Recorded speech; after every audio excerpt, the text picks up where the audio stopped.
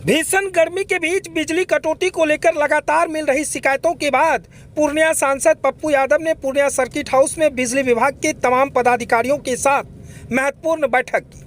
बैठक के बाद आयोजित प्रेस वार्ता में सांसद पप्पू यादव ने स्पष्ट कहा है कि जो राजनीति करना चाहते हैं उन्हें राजनीतिक मुबारक, मुझे पूर्णिया के विकास से मतलब है। सांसद ने आगे बताया कि प्रचंड गर्मी के कारण बिजली की मांग में अचानक भारी वृद्धि हुई है। खपत अब सामान्य से 1.5 गुना अधिक हो गई है, जिससे विभाग को व्यवधान झेलना पड़ रहा है। उन्होंने यह भी कहा है कि इस विषय पर वे लगातार राज्य सरकार और संबंधित अधिकारियों से संपर्क में है। रानी पत्रा, अब्दुल्ला नगर समेत कई इलाकों में नए ग्रिड स्टेशनों का प्रस्ताव है, लेकिन भूमि अधिग्रहण की प्रक्रिया अधूरी होने के कारण काम अटका हुआ है। उन्होंने बताया कि अधिक लोड के कारण तारों के गलने और आंधी तूफान के तार गिरने जैसी घटनाएं आम है, जिससे मरम्मत में समय लगता है। थोड़ा धैर्य रखें, हम हर समस्याओं पर नजर रखे हुए हैं और पूर्णिया के डीएम रहे राहुल जी से भी लगातार संपर्क में हूँ। उन्होंने कहा कि जिस किसी को भी दिक्कत हो हमारे प्रतिनिधि राजेश यादव, आदिल आरजू या हमारे दफ्तर से संपर्क कर सकते हैं। सांसद ने कहा कि पूर्णिया आने के बाद बिजली विभाग के एग्जीक्यूटिव इंजीनियर, एसी और एसडीओ से मिलकर पूरे हालात की जानकारी ली है। उन्होंने यह भी चेतावनी दी है कि जो अधिकारी जनता की कॉल रिसीव नहीं करते उनके खिलाफ कार्रवाई सुनिश्चित की जाए। ट्रांसफार्मर की खराबी पर सांसद ने स्पष्ट निर्देश दिया है कि ग्रामीण क्षेत्रों में 12 से 24 घंटे और शहरी इलाकों में 6 से 8 घंटे के भीतर ट्रांसफार्मर बदला जाए। उन्होंने भ्रष्टाचार के विरुद्ध भी सख्त रुख अपनाते हुए कहा, यदि कोई भी कर्मचारी कार्यालय के नाम पर रुपए की मांग करे, उसका वीडियो बनाकर एसडीओ साहब या मेरे कार्यालय को भेजे। ऐसे मामलों में एफआईआर दर्ज कर सख्त कार्रवाई की जाएगी। सांसद पप्पू यादव का यह स्पष्ट संदेश है कि राजनीतिक से ऊपर उठकर जनहित में काम करने का प्रतिबद्ध है और पूर्णिया की जनता के हर दुख उनके साथ खड़े हैं। इस मौके पर सांसद प्रवक्ता राजेश यादव सहित बिजली विभाग के सभी वरीय पदाधिकारी मौजूद थे। पप्पू यादव का मतलब अस्पताल, बिजली या बिजली। पप्पू यादव का मतलब विकास। पप्पू यादव का मतलब हर आदमी की मदद, हर आदमी की सेवा। सभी जगह पूर्णिया भवन बना है कि नहीं? न्याय का मंदिर है कि नहीं? पटना में, दिल्ली में। लेकिन पूर्व सांसद तो कहते वहां न्याय का मंदिर है। अच्छा, कौन क्या बोलता है छोड़ दीजिए। वो हमारे अनुज छोटे भाई की तरह वो रहे और मैं उनको छोटा भाई ही मानता हूं।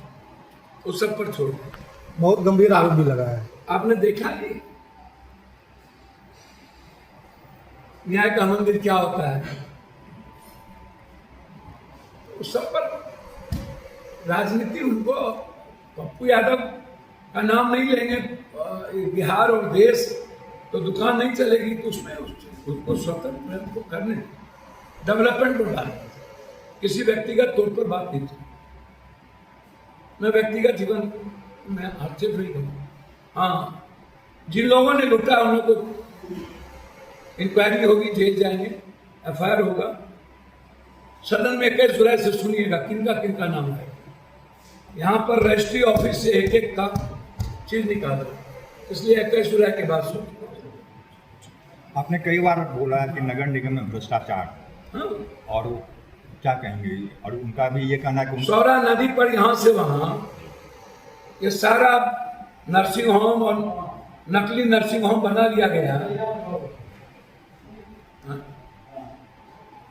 आपको नहीं दिख रहा है? ये क्या है? हम तो ये मामला मंत्री जी के सामने उठाए, 2 बार विश्व सूत्री की बैठक में उठाए। हर रोज नदी को बेचा जा रहा है। वही बात तो मैं कह रहा हूं। ये माफिया, जमीन माफिया, ब्रोकर, दलाल के डेली जमीन बेच रहा है। आप इसको समझिए। देखिए, एक बात समझिए, कुछ लोग हर चीज में राजनीति करना शुरू कर दिए। अब वंदे भारत, अमृत भारत पप्पू यादव को लाना है।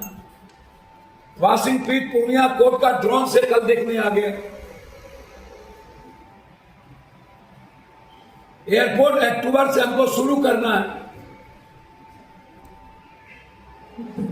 मेरा सवाल यही है, सबके सहयोग को धन्यवाद, लेकिन शुरू तो पप्पू यादव के रीजन में ही न हो रहा है। 170 करोड़ रुपया जो रेलवे का आया, तो चिट्ठी लिखा हुआ है ना कि लौट गया था, इसको रोक दिया गया था। मेरा सवाल तो यही कि क्यों रोका था? और आज क्यों दिया? मेरा सवाल यही है कि भागलपुर, रक्सौल, मुजफ्फरपुर, बीरपुर,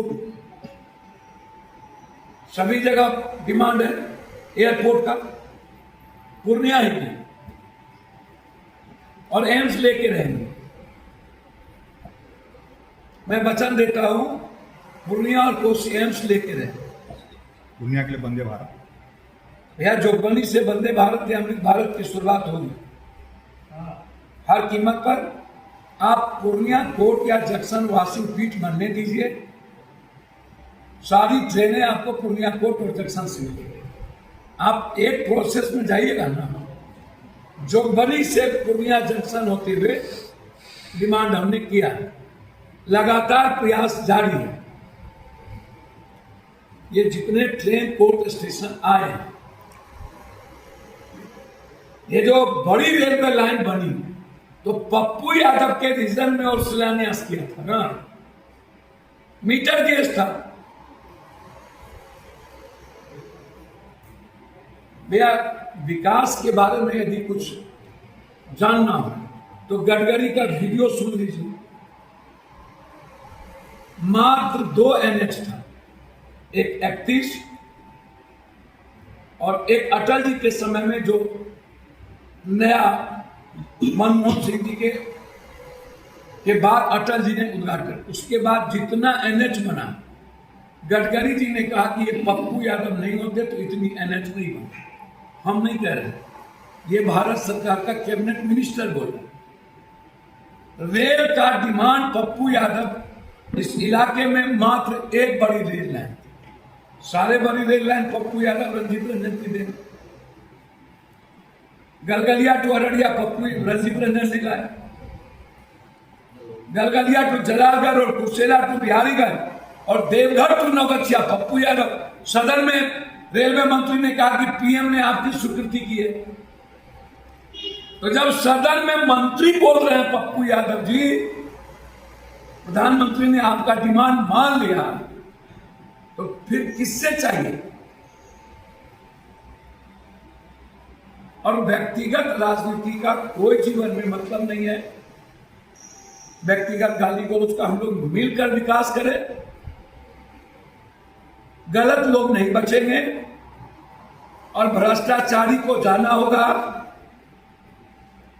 मैं आपको वादा करता हूं, पैथोलॉजी के आगे, दवाई के आगे जो MRP है, जो गवर्नमेंट की MRP है दवाई का, वो बोर्ड लगेगा। कंपनी को ज्यादा दवाई का दाम लेने की छूट नहीं मिलेगी